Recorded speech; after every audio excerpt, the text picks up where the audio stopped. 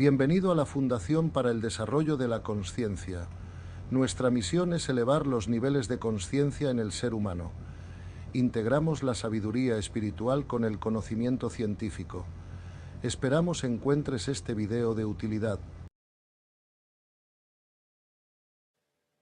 Mi mejor abrazo para todos ustedes. Muchas gracias por estar con nosotros nuevamente acompañándonos en un encuentro más, en un viernes más, en uno de esos encuentros que indudablemente cuando vamos poco a poco generando tanta información, vamos procesando, verificando y viviendo bajo esta información, la vida empieza a dar un cambio realmente maravilloso. Hoy tenemos el tercer encuentro de las conferencias con Gonzalo Rodríguez Fraile, también recordándoles a todos ustedes y anticipándonos que el próximo viernes, es decir, la semana entrante de hoy en 8 días, estaremos en vivo y en directo con Gonzalo Rodríguez aclarando las dudas, esas preguntas e inquietudes que muchos de ustedes tienen de estos tres encuentros, incluido el de hoy, al cual les invitamos a revisar de nuevo, tomar apuntes, sacar sus preguntas y compartiremos con Gonzalo el próximo viernes en vivo y en directo estas inquietudes para que puedan ser resueltas. Hoy le voy a dejar la tercera conferencia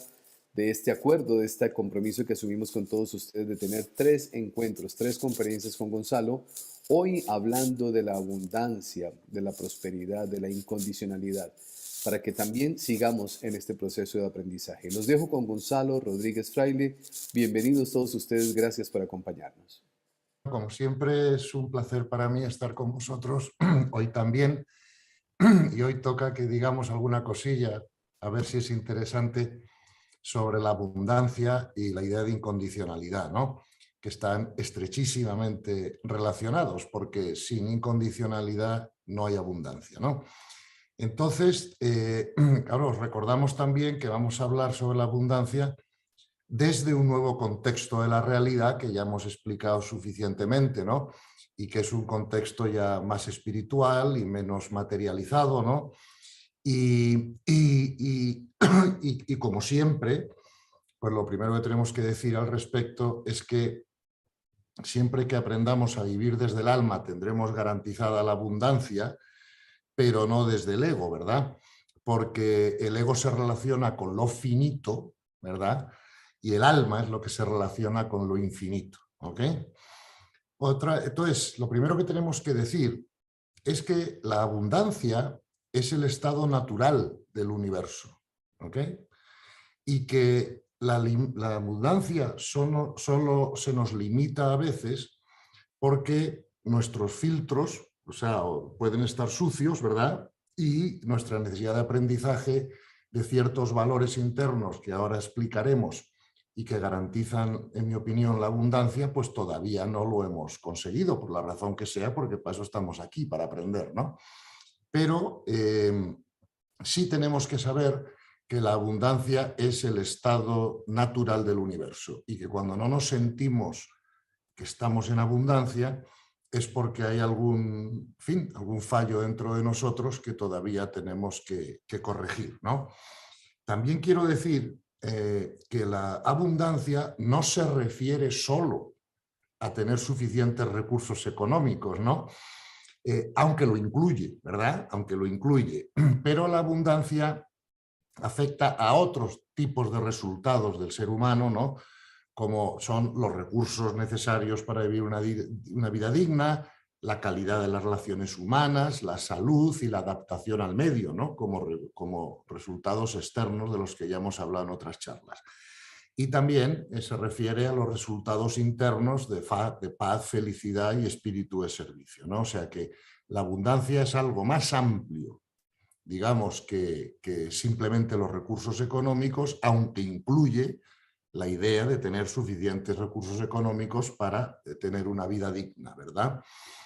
Y también quiero decir aquí que no hay que confundir la abundancia con la pobreza o con la austeridad, ¿no? Porque esto hay que usar bien el lenguaje, porque si no el lenguaje afecta a nuestra mente y podemos entrar en confusión, ¿no? Vamos a ver, la abundancia es una virtud espiritual, la austeridad es una virtud espiritual, pero la pobreza, es decir, la ausencia de recursos materiales necesarios para una vida digna, no es una virtud espiritual, es una limitación egoica, ¿verdad? y tenemos que pues también aprender a salir de ella, ¿no? Fíjate que en una ocasión yo le pregunté a Teresa de Calcuta cuántos recursos había recibido a lo largo de su vida, ¿no? Ella me contestó riéndose que muchos millones, lo que pasa que no se los había gastado en peluquería, ¿no? Pero no es que no hubiera obtenido esos recursos, ¿no? Gandhi nunca se murió de hambre y Jesucristo menos, ¿no? Todo el mundo le invitaba a comer o a quedarse o a dormir o lo que sea, aunque solo sea para escucharle hablar. O sea, lo que quiero decir con esto es que los altos niveles de conciencia, ¿verdad?, que ya tocamos en un curso anterior y no lo voy a repetir porque si no, no hay tiempo para el resto de la sesión de la abundancia, siempre tienen garantizada la abundancia, ¿verdad? Siempre. No encontrarás nadie de cuarto nivel de conciencia que tenga dificultades bueno, pues en vivir, no sé si me explico, ¿no? En tener cubiertas sus necesidades más esenciales en la vida, ¿no? Porque además los niveles altos de conciencia son muy eficientes, ¿no? Y lo menos eficiente que existe, como sabéis, pues es la guerra, la corrupción, la inseguridad jurídica, en fin, todas esas cosas son propias de los niveles de conciencia bajos, pero no de los altos, ¿no? Y, por ejemplo, os voy a poner un ejemplo de lo que me refiero, ¿no? Porque a veces los ejemplos ayudan, ¿no? Mira, una ocasión yo intervine en una situación en la que, por una razón, había que limpiar un pantano, ¿no? Y claro, se habían recibido 3 presupuestos para limpiar el pantano. 2 costaban 25 millones de euros y estaban basadas en tecnologías clásicas. Y uno, que era químico y no sé qué, era solo de 3 millones. Bueno, pues una de las razones por las que el gobierno no decidió el de 3 millones es porque, claro, como era un precio mucho más bajo, su 10% de comisión también era más baja, ¿no? Entonces, para que el gobierno pudiera cobrar un 10% de comisión sobre los 25 millones, pues la gente tuvo que pagar 18 millones más de lo necesario para limpiar un pantano, ¿no? Eso evidentemente no es una gestión eficiente de recursos, ¿no? Pero es lo que se hace desde los niveles de conciencia bajos, ¿no? Entonces, bien, como siempre, la abundancia es una situación que refleja nuestro estado interno, ¿no? Y por lo tanto, tenemos que sugerir una serie de valores internos que nos van a garantizar la, digamos, manifestación externa de la abundancia, ¿no? Y tenemos que decir que el valor más importante en este sentido es lo que llamamos incondicionalidad, ¿verdad? Quien pone condiciones a su servicio o a su actuación está cerrando la puerta de la abundancia y entonces la ley le enseñará, ¿no? Cómo el poner condiciones a nuestra conducta, a nuestro servicio a los demás, etcétera, pues tendrá repercusiones en nuestra propia abundancia, ¿no?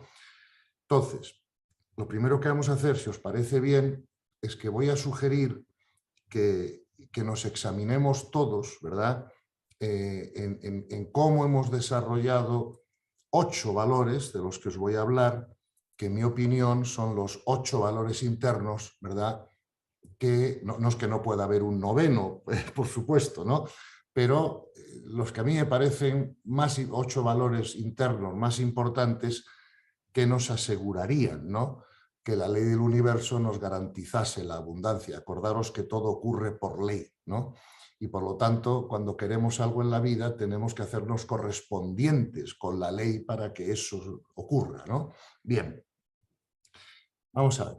El primer valor, ¿no?, del que tenemos que hablar para hablar de la abundancia es el mismo valor que explicamos para hacer las relaciones humanas desde el amor y no desde el ego, ¿no? Y ese valor es la confiabilidad, ¿no? Y la confiabilidad tiene, como dijimos, 2 vertientes. Una vertiente es la autovaloración, pero la otra vertiente es la de hacernos confiables a los demás, ¿verdad? Y para eso, acordaros que dijimos que teníamos que trabajar en aquietar, ¿no?, nuestro cuerpo emocional y sentimental porque sin un cuerpo emocional aquietado o sin un cuerpo sentimental aquietado, nunca seremos confiables a los demás, por muy honestos que seamos. ¿Me explico? Porque los demás tienen que poder expresarse con nosotros, tienen que poder, bueno, hablar de sus problemas, sin que nosotros saquemos las patas por alto, ¿no?, con los errores de los demás, ¿no?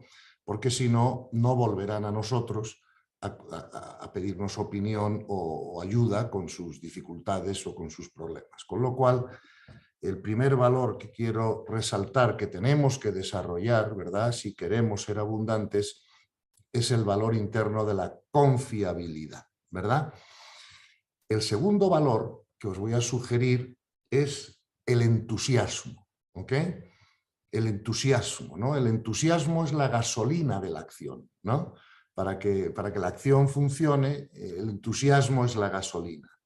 Fijaros que cuando yo era un hombre mucho más joven y estudiaba en Harvard, a nosotros todo lo que nos enseñaban era a manejar el tiempo, ¿no?, a ser eficientes en el manejo del tiempo, ¿no? Cuando ahora los nuevos paradigmas, incluso de las escuelas de negocios, ¿no?, ya no es maneja el tiempo, es gestiona tu energía. Claro, dentro de gestionar tu energía es necesario gestionar bien el tiempo, pero no se limita a gestionar el tiempo, ¿no? Tenemos que gestionar bien nuestro tiempo y nuestra energía, ¿verdad? Entonces, como somos seres multidimensionales, ¿verdad?, si queremos ser abundantes, tenemos que aprender a gestionar bien todas nuestras energías, ¿verdad? Entonces, la energía física, pues a través del descanso, la alimentación adecuada, el ejercicio o lo que sea. La energía emocional, ¿verdad?, teniendo la emoción más aquietada. El enfoque mental, es decir, tenemos la mente enfocada en lo que estamos haciendo o queriendo hacer, o tenemos la mente dispersa siempre en 50.000 situaciones distintas, ¿no?, que no tienen nada que ver con el proyecto que tenemos entre manos, ¿no? Y sobre todo también la energía espiritual, estando alineados con la ley del universo y sobre todo con la ley del amor, ¿no?, que es la más importante de todas. Por lo tanto, entusiasmo y gestión de la energía van de la mano, ¿verdad? Porque siempre que hay energía disponible es mucho más fácil generar el entusiasmo y es mucho más difícil, como todos sabemos, generar entusiasmo cuando no tenemos energía, ¿no? Lo primero que decae cuando no tenemos energía es el entusiasmo, ¿verdad? Y cuando nos falta energía, tenemos que intentar ver a qué nivel no nos estamos gestionando bien, ¿no? Podríamos estar gestionándonos bien espiritualmente o mentalmente, pero claro, si no descansamos lo necesario, no vamos a tener energía, porque aunque funcione lo significativo, no funciona el anclaje fundamental, que es el cuerpo, ¿no? Entonces, esa gestión de la energía tiene que ser multidimensional, como lo es el ser humano, ¿verdad? Claro, esto es un poquito más complicado que gestionar solo el tiempo, pero es necesario porque podemos estar gestionando bien el tiempo y al mismo tiempo perder energía, ¿no?, porque no estamos gestionando la energía en sí misma, ¿no? Y por lo tanto es el segundo valor interno que creo que debemos aprender a desarrollar, ¿verdad? Bien, el tercer valor interno que tenemos que desarrollar es nuestra capacidad de compromiso, que nos lleva a dar lo mejor de nosotros mismos en todo lo que estemos haciendo, ¿no? Entonces, vamos a ver, en el mundo de la materia no hay independencia, lo que hay es procesos de dar y recibir que están regidos por la ley, ¿no? En esto os voy a poner un ejemplo que me ocurrió a mí en la vida, que creo que a mí me hizo comprender esto muy bien, ¿no? Y creo que quizá a vosotros os ayude también, ¿no? En mi trabajo profesional, que era en el mercado financiero, cuando yo trabajaba todavía en el mundo de la empresa, pues yo me dedicaba a gestionar el dinero de todo el mundo que tenía dinero, ¿no?, o mucho dinero. Y en una ocasión yo tenía un cliente que era multimillonario y que era dueño de 300 o 400 restaurantes, ¿no? Y un día, comiendo con él y charlando, me contó su vida, ¿no? Y me dijo, mira, Gonzalo, yo soy abogado, yo me gradué de abogado. Lo que pasa es que, bueno, muy joven, a los 20 años, pues yo tenía una novia y cometimos un error y, bueno, pues se quedó embarazada, lo que llamamos un embarazo de penalti, ¿no? Bien. Dice, y claro, en cuanto yo tenía, que te digo, tuve, cuando terminé la carrera, pues claro, tuve una gran prisa pues por poder comprar los pañales de mi hijo, ¿no? Y claro, porque eso no tenía solución, ¿no? Dice, y entonces empecé a mandar corriendo currículums a todos los bufetes de abogados a ver si alguno me contrataba. Dice, yo veía como algunos amigos míos o compañeros de carrera que tenían incluso peores currículos que el mío, ¿no? Y peores notas en la carrera y peor preparación, pues eran contratados y a mí no me llegaba ninguna oferta. Hasta que un día me llegó una oferta de camarero, ¿no?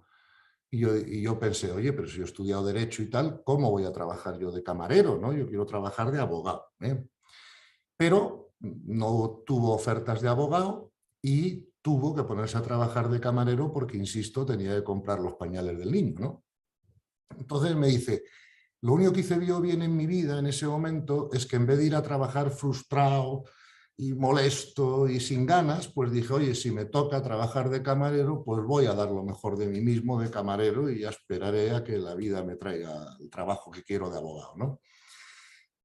Y así fue. Y me dice, mira, me contrató un restaurante que estaba un poco hundido y tal, pero bueno, yo empecé a ser muy simpático con todos los clientes, incluso sugería al chef algún cambio de plato, algún cambio del menú, y el restaurante empezó a llenarse y a llenarse y a llenarse. Y entonces el dueño me ofreció que, claro, que tenía ya tanto éxito el restaurante, que por qué no abríamos un segundo restaurante, y a mí me nombraba gerente del segundo restaurante. Y eso es lo que hicimos, abrimos un segundo restaurante, yo fui el gerente, el restaurante tuvo mucho éxito y ya ha pasado 1 año y medio que yo había aprendido ya todo el oficio del restaurante y cómo funcionaba todo aquello y tal y cual, digo, ¿y por qué no abro yo uno mío? Y entonces, dice, abrí mi propio restaurante. Y claro, todas las cosas que yo había aprendido, pues las puse como cultura del nuevo restaurante, tal cual, no sé qué. Y dice, hijo mío, y ahora mismo tengo 300 restaurantes, soy multimillonario y menos mal que nunca trabajé de abogado. ¿Ok? Esa es la historia que este hombre me contó, ¿ves? Entonces, ¿qué acierto cometió este hombre? ¿A qué le respondió la ley universal? Pues a que la ley le puso una situación para ver si había comprendido la lección de que tenemos que dar lo mejor de nosotros mismos, aunque no estemos haciendo aquello que más nos apetezca, ¿me explico? Y la ley le mostró el resultado. Y ahora ya quisiera cualquier abogado del mundo estar en la posición de este hombre, ¿no? Entonces, esto lo que nos explica es cómo la capacidad de compromiso, ¿verdad?, nos garantiza la abundancia, ¿verdad? Y cuántas veces cometemos el error de no dar lo mejor de nosotros mismos en una actividad porque esa no es la que queremos o no es la que nos gusta, pero es la que nos toca, ¿verdad? Y entonces la ley del universo siempre responderá a nuestra capacidad de compromiso con lo que nos toque, ¿ok? Bien, el cuarto valor interno que tenemos que aprender es el respeto, ¿verdad? Tenemos que permitir a los demás sus propias experiencias de destino si queremos ser abundantes y sus errores correspondientes, ¿verdad? Tenemos que tener en eso benevolencia para no perder energía. Recuerdo aquí también una experiencia mía propia, ¿no?, de un empresario que era cliente mío, que un empleado suyo había cometido un error que le había costado mucho dinero a la empresa, ¿no? Y él me dijo que no lo había despedido. Y yo le dije, ¿y cómo, y por qué, no? Y él me dijo, pues mira, precisamente porque como ya ha cometido un error que me ha costado tal, estoy seguro que ya no va a volver a cometer ese error. Y si ficho a alguien nuevo, lo mismo vuelve a cometer el error, ¿no? Con lo cual, a veces, ¿verdad?, no comprendemos cómo funciona la ley, ¿no? Y el respeto incluye tolerar los errores de los demás, ¿verdad? Sobre todo cuando en el otro pues, hay un propósito de enmienda o de reconocimiento del error, ¿no?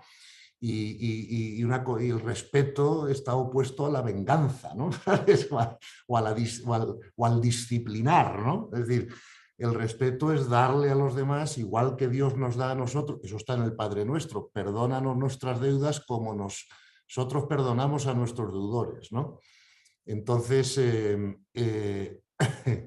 este tema del respeto a los errores ajenos es uno de los valores internos que tenemos que desarrollar, ¿verdad?, para garantizar la abundancia. El quinto valor interno que os propongo examinarnos y ver cómo vamos de él es la lealtad, ¿no?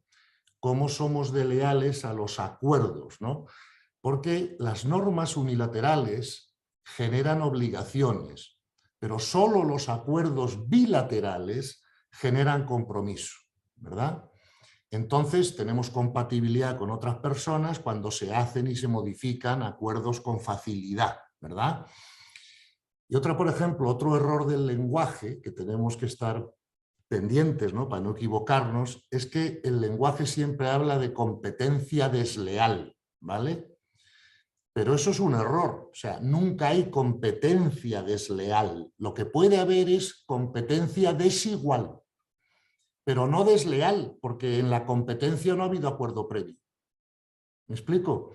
La deslealtad solo se refiere, ¿verdad?, a no cumplir los acuerdos bilaterales a los que sí hemos llegado, ¿no? Entonces, el amor no necesita acuerdos, ¿verdad?, pero, sino compromiso con uno mismo, pero la convivencia sí necesita acuerdos, ¿no? Por eso, fijaros bien que el problema no está tanto en la multiplicidad. El problema está en la multiplicidad que ha olvidado nuestro origen común, ¿verdad? Entonces, esto es importante comprenderlo y saber qué es la lealtad, ¿no? Entonces, la lealtad es el compromiso de cumplir nuestros acuerdos bilaterales, ¿no? Bien. El sexto valor que nos va a garantizar siempre ser abundantes es el servicio, ¿verdad?, del que hablaremos en la última sesión con más profundidad, y siempre además que comprendamos que es un servicio sin sufrir con el servido, ¿verdad?, para mantener nuestra energía, ¿ok? Siempre daros cuenta que la ley del universo siempre dará más al que más hace, porque el que más hace es el que más necesita, ¿no? Y el que más necesita para hacer su servicio, más recibirá, ¿verdad? Siempre dar a los demás en nuestras relaciones profesionales lo que a nosotros nos gustaría recibir, ¿no? Y hay una fórmula matemática que no se me puede olvidar, ¿verdad?, que sí que os quiero dejar sugerida, ¿no?, que es esta, ¿no? Propósito correcto, más información correcta, más acción correcta igual a abundancia. Por lo tanto, tenemos que empezar por examinar nuestro propósito, ¿vale? Eso es de Dios, ¿eh? Nuestra intención es lo que le tenemos que dar a Dios, nuestra puridad de intención. Ahora, la información correcta y la acción correcta pertenecen al mundo del César. Y entonces ya sabemos que tenemos que dar al César lo que es del César y a Dios lo que es de Dios, porque es lo que nos enseña el Evangelio, ¿no? Por ejemplo, yo puedo tener toda la intención del mundo, pero no tengo la información correcta para operar a nadie una rodilla. Y por lo tanto no puedo hacer una acción correcta, ¿verdad? Porque me falta la información correcta. Y entonces nunca seré abundante operando rodillas porque dejaré a todo el mundo cojo, ¿no? Por lo tanto, propósito correcto, más información correcta, o sea, preparación correcta, ¿no?, más acción correcta igual a abundancia. Claro, yo puedo ser un gran cirujano de rodilla, pero si voy borracho a operar, tampoco haré una acción correcta, ¿no?, que me temblarán las manos o lo que sea, ¿no? Entonces, acordaros de esto. Propósito correcto, más información o preparación correcta, más acción correcta, igual abundancia. Y eso está garantizado por ley, ¿no? Perdonad que haya hecho este inciso entre los valores internos, pero creo que era un punto importante y se me había olvidado introducirlo, ¿no? Bien. El séptimo valor interno que tenemos que generar para garantizarnos la abundancia es la apertura al aprendizaje, ¿ok? Fijaros que las mentes rígidas tienden más a proteger el conocimiento o a conservar el conocimiento que a mejorarlo, ¿ok? Para mejorar nuestros conocimientos tenemos que mantener una mente abierta al aprendizaje, una capacidad de adaptación al cambio evolutivo, ¿no? Y sobre todo, aprender a distinguir entre lo que es contextual y lo que no es contextual, ¿verdad? Porque lo que no es contextual nunca se va a ser modificado por ningún aprendizaje, por ejemplo, el amor o por ejemplo Dios, ¿no? Pero lo que es contextual, es decir, dependiente de un contexto determinado, eso siempre está abierto al cambio, ¿no? Y al aprendizaje y a la evolución, ¿no? Por lo tanto, saber que el miedo y la rigidez mental son realmente mecanismos de defensas del ego, ¿no? Al que no le gusta la incertidumbre o el abrirse a nuevas cosas, ¿no? O a salir de su zona de confort, ¿verdad? Pero para ser abundantes muchas veces vamos a tener que estar abiertos a salir de nuestra zona de confort para aprender cosas nuevas, ¿no? Sobre todo, como insisto, en el mundo contextual. Y contextual es casi todo, ¿verdad? Solo el amor y Dios y otras pocas cosas más son no contextuales, ¿eh? Y eso hay que también decirlo, ¿no? Bien. El octavo valor que me gustaría interno, que me gustaría sugerir, ¿no? Para nuestro examen interno, es si tenemos o no una tolerancia razonable al riesgo, ¿verdad? Fijaros que una de las necesidades básicas del ego a la que nos hemos referido en las primeras sesiones es esa necesidad que el ego tiene de seguridad y de control. Y no hay nada que le moleste más al ego que no poder estar seguro o que no poder controlar algo, ¿verdad? Pero, sin embargo, yo siempre le digo a mis hijos que ante la vida, mis hijos son empresarios todos, y les digo, mira, ante la vida yo he comprobado que hay tres actitudes hacia el riesgo, ¿no? Podemos llamar la primera actitud, es la actitud, si tú quieres, de un pensamiento del funcionario, ¿no? Que no quiere correr muchos riesgos, que quiere tener un cheque fijo a fin de mes, ¿verdad? Pero claro, desde ahí es difícil hacerse muy abundante económicamente, ¿no? Segundo, la del empresario, ¿no? Que corre riesgos calculados. Y la tercera actitud es la del jugador, ¿vale? La del jugador que ni siquiera reacciona al riesgo y toma decisiones rápidas, basadas en poco y tal. ¿Qué suele ocurrir en la vida? Que a veces el jugador, si acierta dos veces, nos pasa a todos por la izquierda, pero antes o después se puede equivocar y cataplá, para abajo, ¿no? Entonces, tenemos que aquí aprender a distinguir entre el miedo y la prudencia, ¿no? Porque la diferencia entre el miedo y la prudencia es muy estrecha, muy estrecha, ¿vale? Pero muy importante. Porque la prudencia es una virtud espiritual, ¿verdad? La prudencia es la virtud que nos permite, pues antes de hacer nada, ¿no? Adelantar las posibles consecuencias de eso para nosotros y para otros, ¿verdad? Y eso es una virtud espiritual, pero el miedo nos paraliza, ¿verdad? Porque es lo contrario al amor, como hemos visto también en sesiones anteriores. Entonces, y claro, el jugador no tiene miedo, pero tampoco tiene prudencia, por lo tanto, no es la actitud ante el riesgo adecuada, ¿no? Por lo tanto, aprender a situarnos, ¿no? en ese filo de la navaja, ¿no? que distingue la prudencia del miedo, es algo muy importante, de verdad, para nuestra abundancia, ¿no? Y eso lleva una cierta práctica, ¿no? Y también lleva una cierta acomodación interna a poder estar en paz con un cierto grado de incertidumbre. No sé si me explico, ¿no? ¿Se acuerdan del famoso refrán? Dios proveerá, ¿no? Tranquilos, que si generamos todos estos valores internos de los que hemos hablado, ¿verdad? La abundancia la tendremos garantizada, ¿no? Y a veces nos ocurren cosas en la vida, y esto a mí me ha pasado como empresario más de una vez, que pensamos que nos ha ocurrido algo que va a ser una desgracia para nuestra empresa o para nuestro proyecto o para nuestro trabajo, y luego al cabo de unos meses te das cuenta que es que ha abierto otra puerta maravillosa que tú no tenías ni en la mente en aquel entonces. No sé si me explico, ¿no? Por lo tanto, confiemos en el universo porque, insisto, mientras nosotros trabajemos en estos valores internos, nuestra abundancia estará garantizada. Y si alguno estamos teniendo algún problema con abundancia, tenemos que preguntarnos cuál de estos valores a los que nos hemos referido, pues a lo mejor no los estamos manejando bien internamente, ¿no? Mientras no los manejemos bien, el universo nos mostrará la ley, ¿vale? Y si los manejamos bien, el universo también nos mostrará la ley. Por lo tanto, mejor, como dijo Jesús, trabaja internamente para conseguir estos valores internos, que todo lo demás se te dará por añadidura, ¿no? Todo lo demás te lo dará la ley, ¿vale? Pero a veces trabajamos demasiado ahí fuera, ¿verdad? Y nos olvidamos de los valores internos que tenemos que tener para que la ley nos garantice la abundancia, ¿no? El sufrimiento es el gran enemigo de la abundancia, ¿verdad? Porque el sufrimiento, como hemos dicho muchas veces, nos indica, igual que la fiebre nos indica que tenemos una enfermedad en el cuerpo, el sufrimiento nos está indicando que tenemos una enfermedad en la mente, ¿no?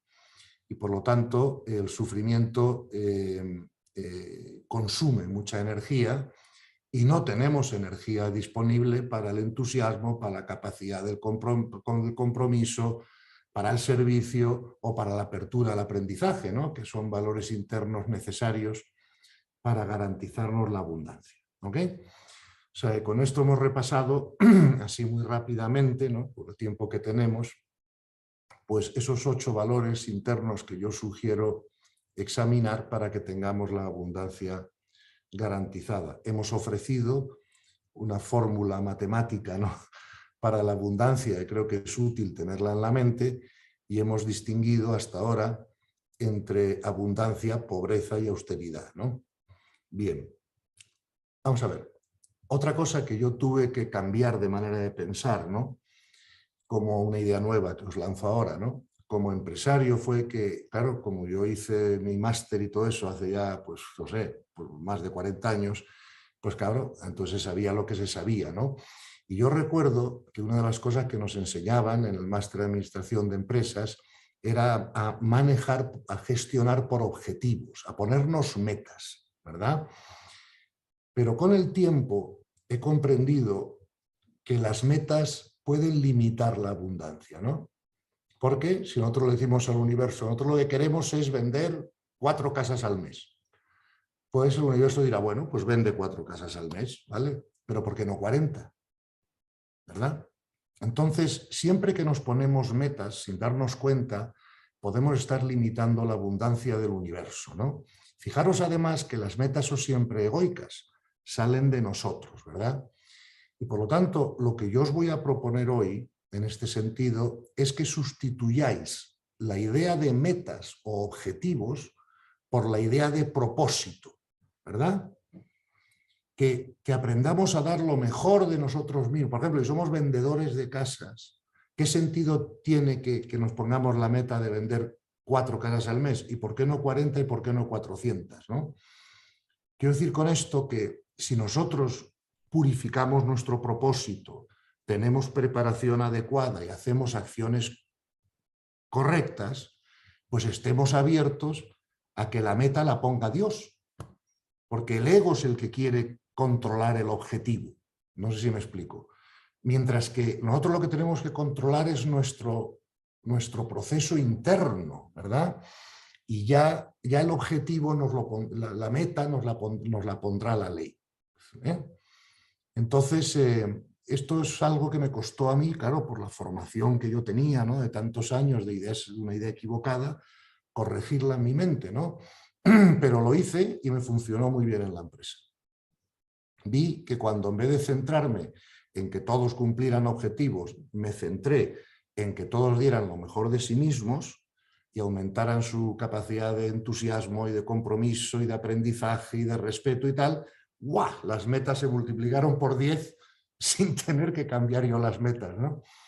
Y eso es algo que ya no solo os lo digo de forma teórica, ¿no?, sino que tengo la experiencia práctica, ¿no?, del tema, ¿no? Es más, quien es feliz y disfruta con lo que hace, siempre será abundante, ¿verdad? Fijaros que yo no soy experto en griego ni en arameo, porque no tengo ni idea, ¿no?, de esos dos idiomas, pero sí he hablado más de una vez con personas que sí son expertos en esos idiomas. Y una de las enseñanzas bíblicas que yo creía que había una contradicción era esta, ¿no? Y esto es importante explicarlo en este punto, ¿no? Fijaros que en el Génesis se nos dice: y ganarás el pan con el sudor de tu frente. Pero luego en el Evangelio, Jesús dice: vengo a derogar el Antiguo Testamento. Jesús nos dice: el sudor de tu frente, úsalo para cambiarte tú por dentro, que luego todo lo demás se te dará por añadidura, ¿verdad? Entonces, yo creo, y he consultado con algunos expertos en los idiomas, claro, los libros sagrados no se escribieron en castellano, sino en otros idiomas, ¿no? Y me dicen todos que esa palabra pan del Génesis puede estar mal traducida, que lo que realmente sería una mejor traducción sería esta: y ganarás la sabiduría con el sudor de tu frente. Entonces, claro, si el Génesis sustituyera la palabra pan por la palabra sabiduría, entonces ya estaría en perfecta consonancia con la enseñanza de Jesús en el Evangelio posterior. No sé si me explico, ¿no? Entonces, este es un asunto que me gusta sacarlo a la luz aquí. No pretendo tener razón en lo que digo, porque, insisto, no conozco los idiomas originales y estoy hablando de tercera oída, ¿no? Pero a mí siempre me extrañó que esas dos enseñanzas convivieran juntas. No sé si me explico, ¿no? Y por lo tanto, me llevó una gran alegría cuando me dijeron los expertos en esos idiomas que es que el problema podía estar en la traducción, ¿no? ¿Verdad? Un poco como pasa con la palabra pecado, ¿no? Porque la mejor traducción en griego y en arameo de la palabra pecado es miss the mark en inglés, fallar el objetivo, ¿no? Entonces, hay que tener cuidado a veces con los libros sagrados antiguos porque, claro, dependemos mucho de las traducciones y las traducciones pues no siempre aciertan del todo, ¿no? Entonces, eso también os lo quería, digamos, aclarar, ¿no? Bien, por último, y en los pocos minutos que nos quedan, ya hemos hablado de qué es la abundancia, hemos hablado de la fórmula matemática, hemos hablado de los valores internos, ¿no?, que tenemos que desarrollar para tenerla garantizada. Hemos hablado de la no conveniencia de ponernos tantos objetivos como estamos acostumbrados a hacer, sino más bien sustituir eso por un cambio de propósito, ¿verdad? Y por dar lo mejor de nosotros mismos. Y hemos hablado también de la posible contradicción que hay entre el Génesis y el Evangelio, en dónde debemos trabajar, ¿no? y a dónde debemos aplicar el sudor de nuestra frente, ¿no? Por último, y si os parece bien, me gustaría sugeriros ya algunas actitudes, ¿no?, de conducta que también nos van a garantizar la abundancia, ¿no? Ya no son necesariamente valores internos, pero sí son algunas actitudes y conductas que nos van a generar la abundancia y que son las 8 o 9 siguientes que os voy a sugerir rápidamente, ¿no? La primera de ellas es la integridad, ¿verdad?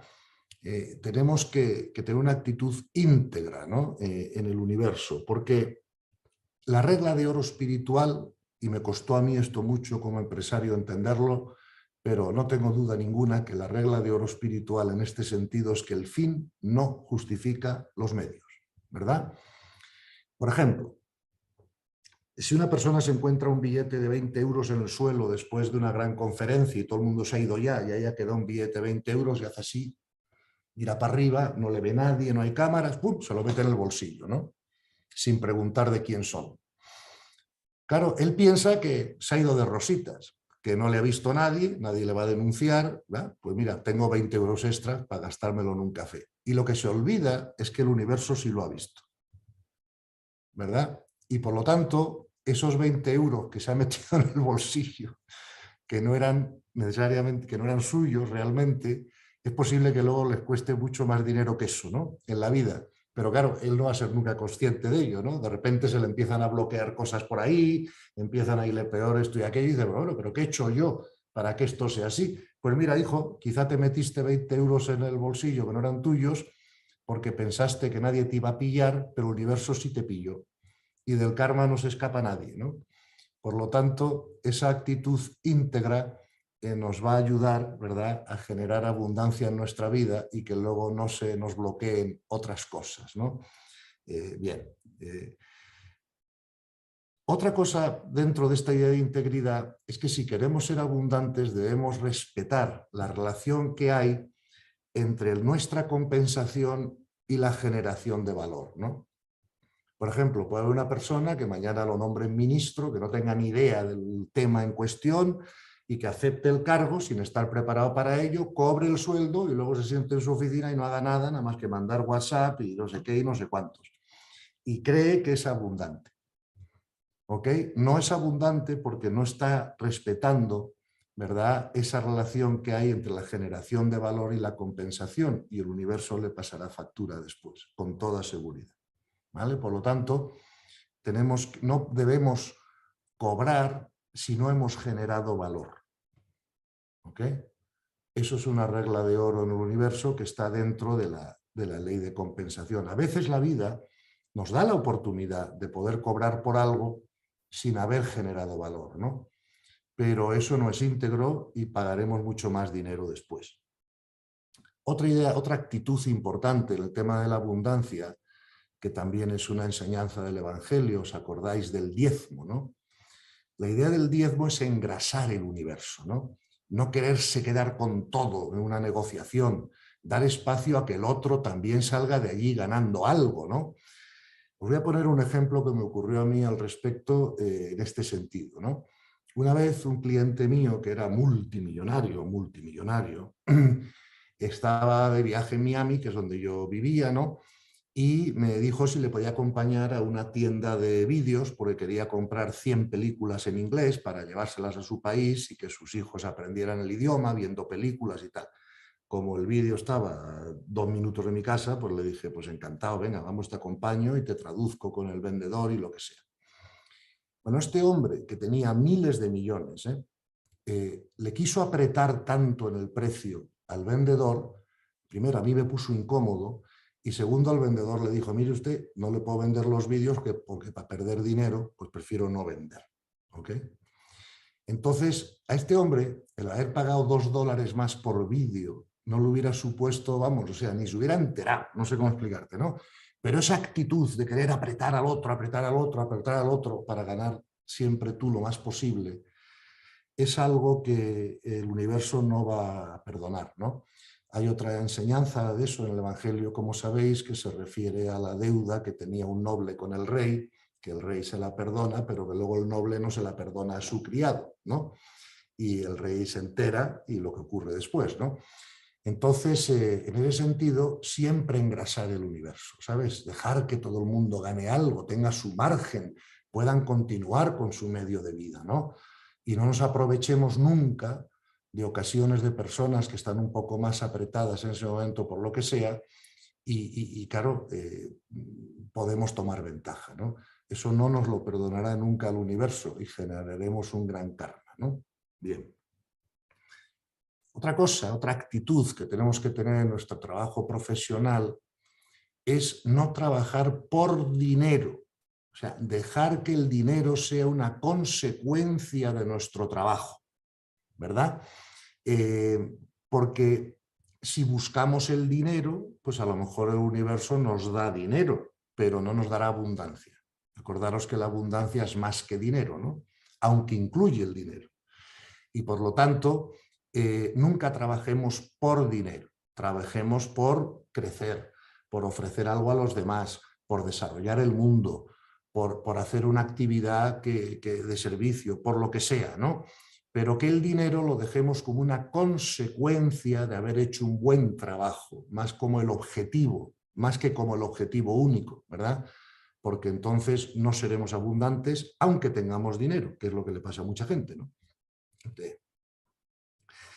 Vamos a ver, es importante también a la hora del trabajo profesional, ¿no?, considerar nuestra idoneidad, ¿ok? No realizar funciones o trabajos que no estén de acuerdo con nuestras características de personalidad, ¿ves? Porque eso nos consume mucha más energía.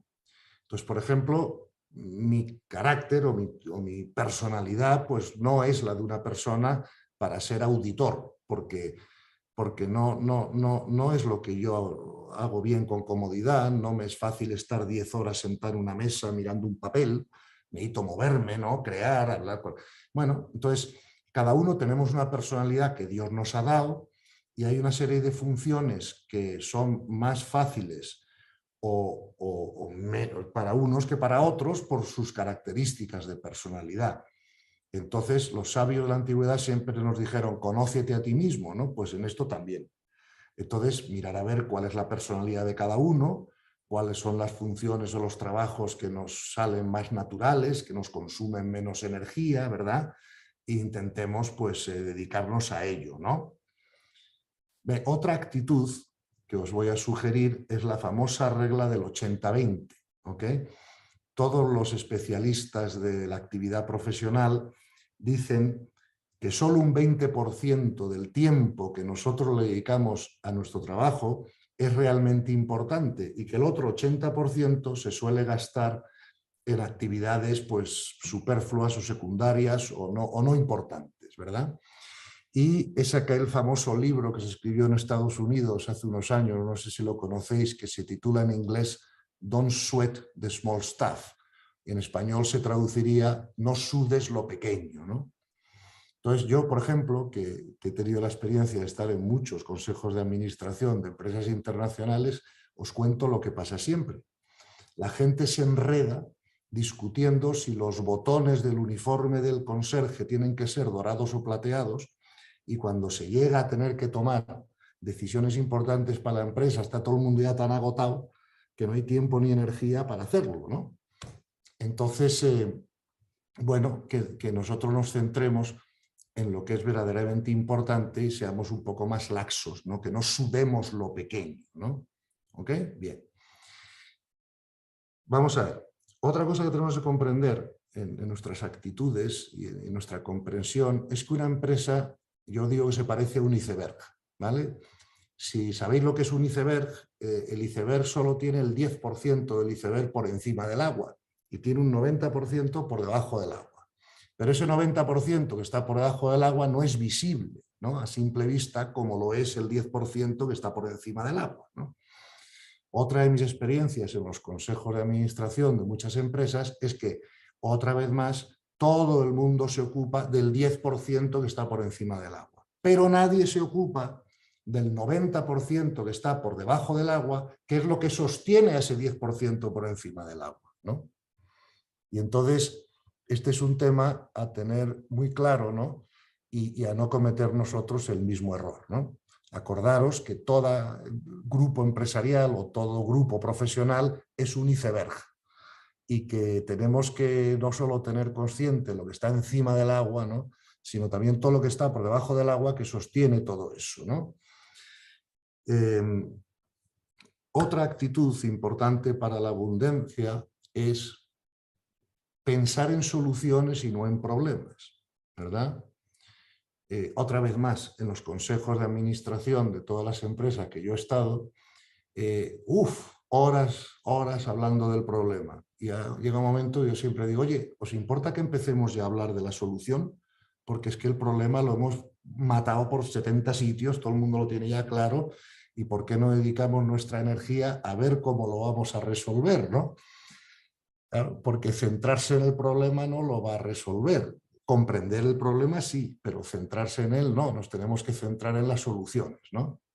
Bien.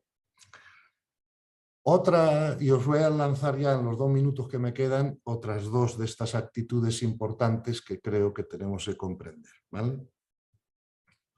Vamos a ver. Proteger siempre a los trabajadores, pero no protejáis los trabajos. O sea, son temas distintos, ¿ok? Fíjate que lo tenemos en España continuamente. Vamos a ver, como todos sabemos, hace 20 años nosotros oíamos músicas a través de cassettes, no sé si os acordáis, las Super 8, las más pequeñas, lo que sea, pero cassettes, ¿ok? Hoy en día ya nadie fabrica un cassette porque ya tenemos otras tecnologías. No podemos proteger el trabajo de una persona que se dedica a hacer cassettes porque no vamos a vender una cassette más. No es útil ya en el universo, ¿vale? Ahora, lo que sí podemos hacer es proteger al trabajador. ¿Me explico? ¿Y cómo protegemos al trabajador? Bueno, pues le podemos formar para que empiece a producir MP3 en vez de cassettes, o para que haga otra función, o para que si no puede de alguna manera ajustarse a la productividad necesaria, pues con una pensión adecuada o con un retiro adecuado o hasta con la caridad. Pero no es buena idea proteger a los trabajadores protegiendo trabajos obsoletos, como muchas veces se intenta en la sociedad. Por ejemplo, la minería de carbón. Bueno, sí, durante 40 o 60 años ha sido muy importante hacer minería de carbón. Pero ya el carbón no se quiere usar porque, claro, contamina, es sucio, no es eficiente en la producción de energía y tenemos que proteger a los mineros, pero no a la minería, ¿verdad? Y esos mineros pues tendremos que reciclarlos, hacer otro tipo de funciones o otro tipo de trabajos, ¿no? Ahora, si seguimos protegiendo la minería, vamos a tirar dinero y no vamos a ser eficientes. No sé si me explico, porque eso ya no le interesa a nadie, ¿no? Bien. Y por último, os voy a decir otra cosa que me costó muchísimo, ¿verdad? A mí también comprender, ¿no? Al principio de mi trabajo empresarial. Yo recuerdo que cuando fundé mi empresa, yo era el dueño, ¿no? Pues yo fichaba los mejores currículos, los mejores expedientes, gentes de Harvard, de Stanford, de aquí, de allá, con una gran preparación técnica, con todo eso, ¿no? Y al final, ¿qué pasaba? Que me destrozaban la empresa por dentro, porque eran muy egoicos, porque estas cualidades que estamos hablando, valores internos, no los tenían, por mucha preparación técnica que tuvieran. Y lo que yo aprendí con el tiempo es que es mucho más fácil enseñarle la técnica a un nivel de consciencia alto que explicarle la consciencia alta a un técnico. Entonces, que a la hora de contratar gente o trabajar con gente o lo que sea, intentéis siempre seleccionar el mayor nivel de consciencia y ya aprenderán la técnica. Recuerdo una vez que yo fiché a una cocinera buenísima, ¿no? para trabajar en mi casa. Eso sí, hacía unos platos espectaculares, pero no había quien viviera con ella. El resto del servicio se iba, nadie en casa estaba contento, la mujer siempre estaba creando problemas, follones y tal. Y mira, ¿sabes qué? Dije, la siguiente que fiche va a ser una persona de alto nivel de consciencia y ya me ocuparé yo de que aprenda a cocinar. Y así vamos a convivir en más paz y en más armonía y la casa va a ser un hogar y no un hotel, ¿no? Y bueno, en fin, sé que se me quedan muchas cosas en el tintero, pero es el tiempo que tenemos y creo que hemos dicho algunas cosas que son útiles para que todos mejoremos en nuestra abundancia, ¿no? Muchas gracias por vuestra paciencia.